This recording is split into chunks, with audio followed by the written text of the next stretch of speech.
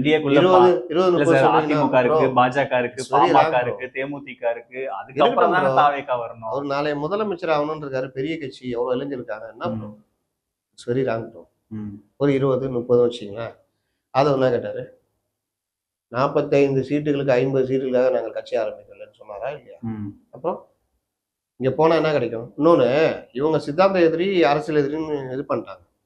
அப்படி இருக்கும்போது எப்படி போக முடியும்? இயற்கையாக போக மாட்டாங்க. இன்னொன்று, விஜய்க்கு உண்மையிலேயே சொல்றேன், ஒருவேளை அரசியல் இயக்கமா நடத்தணும், தொடர்ந்து நடத்தணும். இந்த தேர்தலில் ஒரு 10% 12% ஆனாலும் நான் வந்து அடுத்து 2029 நோக்கி நகருவோம். அப்படி இப்படின்னு ஏதாவது பண்ணா கூட பிஜேபி ஸ்டாண்ட்லாம் எடுத்தாருன்னா அடிச்சு நவுத்தி விட்டுருவாங்க.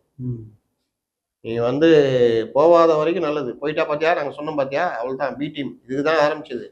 திராவிடத்தை வீழ்த்த அவருடைய கோடாரி காம்பு தான் விஜய், அப்படி இப்படின்னு சொல்லி முடிச்சு விட்ருவாங்க. அதனால அவர் போறதுன்றது போகவே மாட்டார். வாய்ப்பே கிடையாது.